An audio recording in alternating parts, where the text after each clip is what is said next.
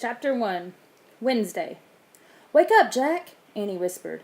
Jack opened his eyes. He looked at his clock. It was 6 a.m. "Come on," Annie whispered. She was standing at his bedroom door, already dressed. "Now?" said Jack. "Yeah, it's Wednesday. We have to go to the treehouse," she said. "Oh, man, Wednesday," said Jack. Suddenly, he was wide awake.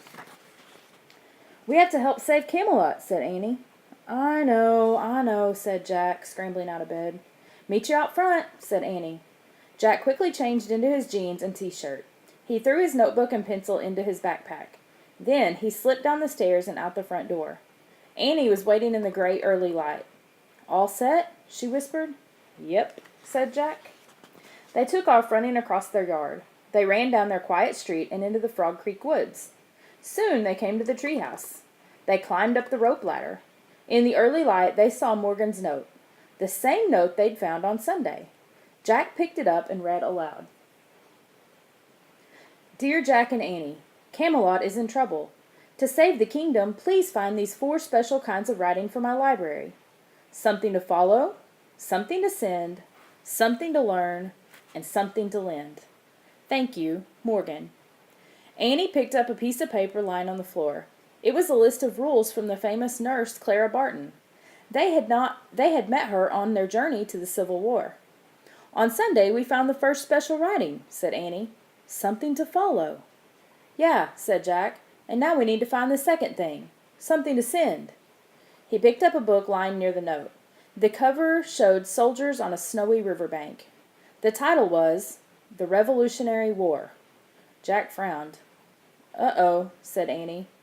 "Another war," said Jack, sighing. "You still want to go?" said Annie. "We have to," said Jack. He hated the suffering he'd seen in the Civil War, but they had no choice. They had to help Morgan and save Camelot. He pointed at the cover of the book. "I wish we could go there," Jack said. The wind started to blow. The treehouse started to spin. It spun faster and faster. Then everything was still. Absolutely still. Chapter 2. Day or Night.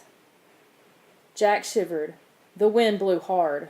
"It's cold," he said. He could see his breath in the air. "Wrap your scarf tighter," said Annie. Jack looked down. He had a wool scarf around his neck.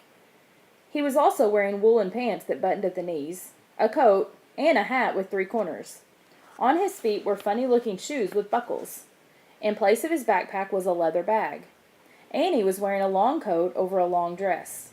Jack pulled his scarf tighter. Then he looked out the window with Annie. They'd landed in trees near an icy river. The sky was gray and heavy with clouds. "It's almost day, or almost night. I can't tell," said Annie. "Yeah, I hope it's almost day," said Jack. "I wonder where we'll find something to send," said Annie. Jack shrugged. "First, we have to find the Revolutionary War," he said. He opened their research book. By the gray light, he read, "Over 200 years ago, the United States was made up of 13 colonies ruled by Britain. From 1775 until 1782, American patriots fought for independence from Britain. This was called the Revolutionary War." Jack took out his notebook. He wrote, "American patriots fight for independence from Britain." Jack turned the page. There was a picture of soldiers in red uniforms. He read aloud, "During the Revolutionary War, British soldiers wore red uniforms. For this reason, they were called redcoats." Jack wrote in his notebook, "British equals redcoats."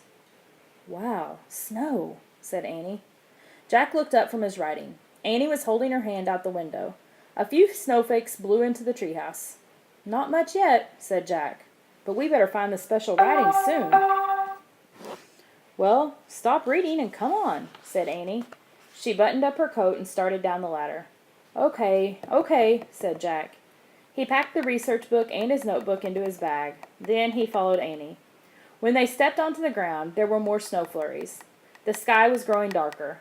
"I'm afraid it's almost night instead of day," said Jack. "Yeah," said Annie, looking around. "Hey, look, people."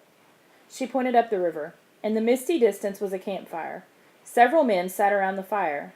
They all held muskets. "Maybe they can help us," said Annie. She started away, but Jack grabbed her. Wait, I think they're soldiers, he said. They have muskets. Remember the muskets from the Civil War?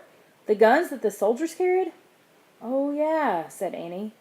They might be redcoats, said Jack. Let's sneak closer and get a better look at their uniforms. Quick, said Annie, before it's too dark to see.